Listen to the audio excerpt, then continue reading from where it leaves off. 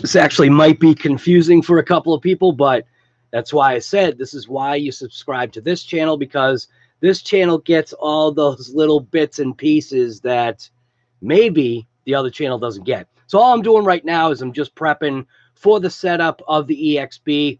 And I was going to jump on here before we did a COVID and coffee. And this is why you have the bell notifications on and why you subscribe to this channel right here.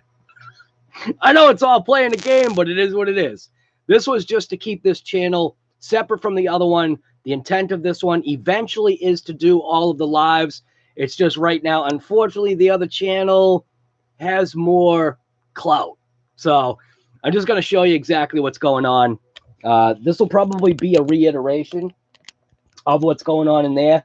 But you can see we've got a different, or not different, but we have a whole set of different power systems that I have the intent of installing into this EXB and or other vehicles. We've got two Castle systems, which is the this one right here, Mamba Monster X8S. We also have this system right here with this is the Spectrum Firma Smart System, which was also a combo that came with this motor right here, which is, I mean, it's not excessive. It is the, focus on the motor, will you? It is a 1250 kV, which is a good choice for this vehicle. But the other thing that I've been thinking about is I've been thinking about weights of different motors. And obviously, between the weight of this motor and the weight of, say, like this 427, and then I actually have other motors, which another one right here is this one right here from Habao. Now, this is a complete system that I haven't opened up, so I'm probably just going to open this system up just to check it out and see exactly what's inside the bag and make decisions based upon, you know, what I guess discover concerning this. So it's going to be interesting. You know, I'm actually thinking about going with this Hobby Wing setup right here, which is effectively the same thing that's in that Habao bag right there. The question is what do I want to do to go, you know, as far as a motor? Do I want to go with something like this, which is a 2200 kV, which is maybe going to give me a little bit more speed? Or am I going to want to go with this, which is a 2000 kV, a little bit more torque, a little less speed? I don't know, because I could go with a motor that has a little bit more torque and then gear it up. Yeah, I don't know. I think that's the biggest thing. So again, I'm probably going to cover all this stuff in the other live, but that's the biggest thing sometimes is trying to figure out. It's a huge game.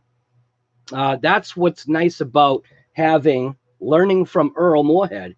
That's what's nice about having this ESC right here from Castle, because you can go in and you can change things. Now, I actually, unfortunately, cannot do anything with these ESCs yet, which is kind of a bummer because I don't have the Castle link. And something that Earl had pointed out in one of his videos, which most likely I'm going to have the issue as well if I was going to install the 1717, was because it's censored. You have to go into like settings, and I guess one of the biggest things was you got to reverse the rotation of the motor.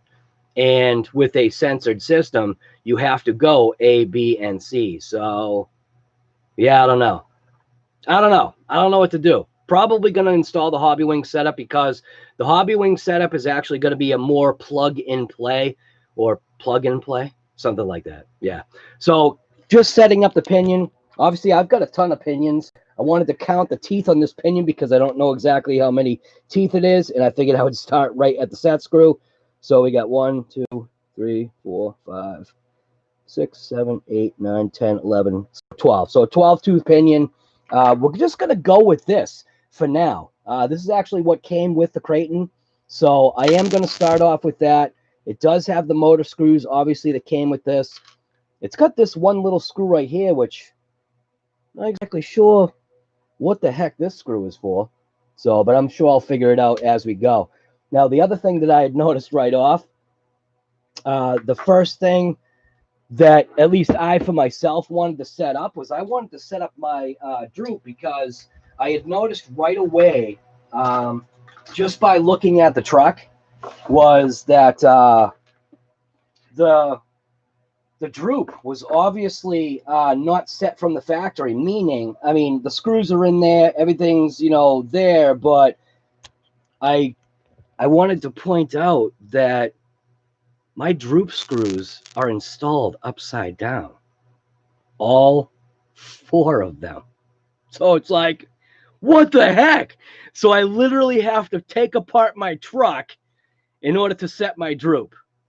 It's just, it's insane. It is what it is. You know what I mean? I think it's funny.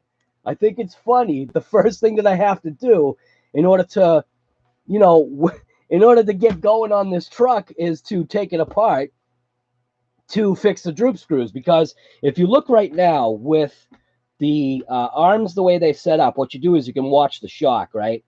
So the shock will get to that point, and you can see it's almost as if the shock is, it's maxing out, and that's not something that I'm really interested in. So what I'm going to do is I'm actually going to take off these screws right here, or these bolts, whatever you want to call them. I'm going to pop them off, and I already know where the truck is sitting. And what I want to do is I want to see how much more movement I have in this shock. Geez, that seems pretty loose. I want to see how much more movement that I have in this setup to where I need to set the droop. Because obviously, like I said, I can tell that the shock is actually bottoming out right now. The piston is bottoming out on the bottom of the shock. So I'm going to take that off and, yeah, just basically start there. So right at 8:30, I'm going to jump over to the regular live.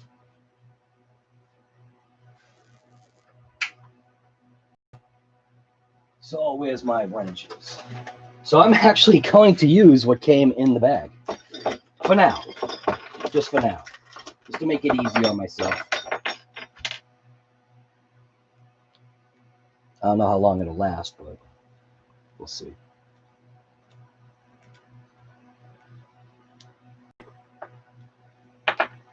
So I just want to slide this off.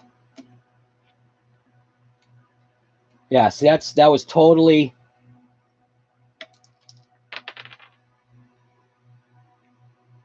off.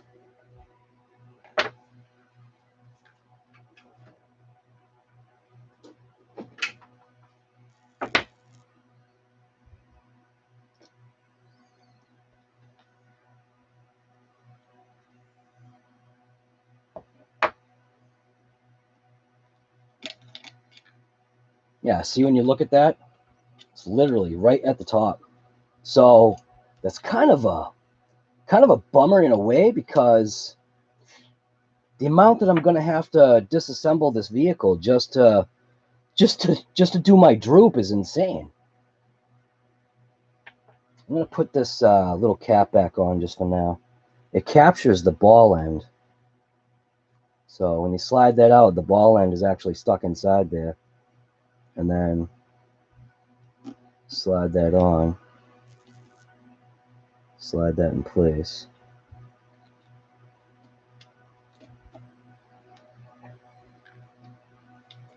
And the screw, I don't know if it's not going to go back on without me kind of putting that back in place.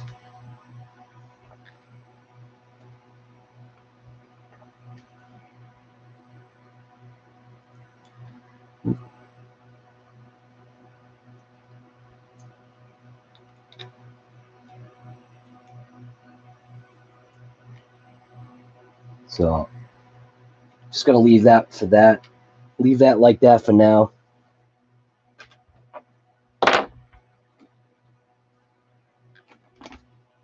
Back is obviously going to be the same exact thing. At least I'm assuming. I know I've got to take apart the back. I mean, it's very easy. It's just a pain in the neck because this is something that, you know, should have been done right in the first place. It's like I can't. That's the kind of crummy thing about this camera, is that I can't zoom in. Wish there was a way to figure out how to zoom in on the camera. Wonder if there's an app. Do I have an app for my camera on this thing? I thought there was like a Logitech thing on my computer here. Because the camera Logitech. Maybe I don't have like zoom. Yeah, I don't see nothing.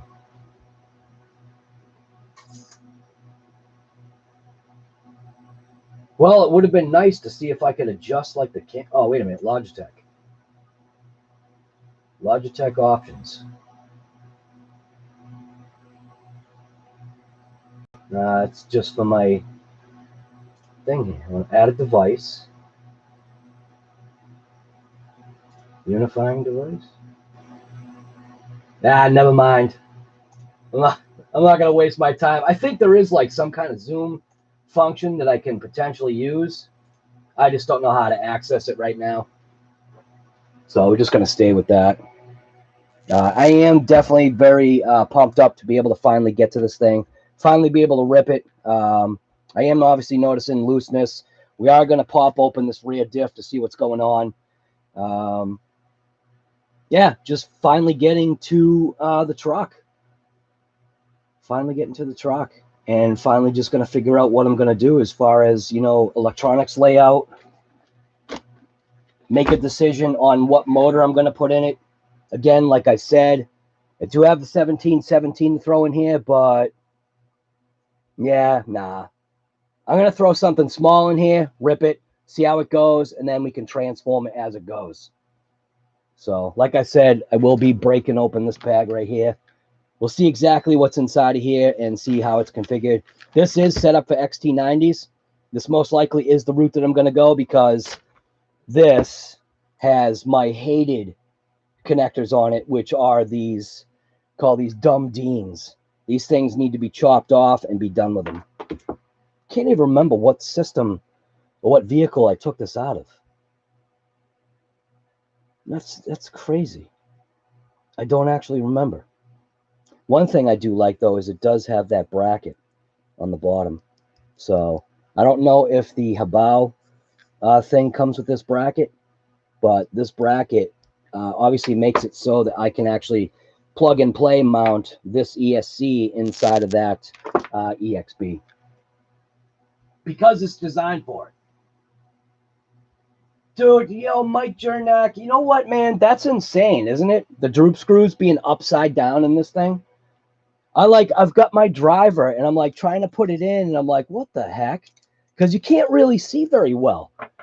Because it looked like the screw was upside down, but it wasn't positive. So, all right, I'm going to jump over. I'm actually going to jump over to the other live. It's almost 8:30, and that's when the other live starts. So I will see you over at the COVID and Coffee. So like I said, these are like the little tidbits that you get, little bonus features and whatever. So see you guys later. Going over to COVID and Coffee. Well, you know what's funny? I could actually keep this game going, but nah. See you at COVID and Coffee.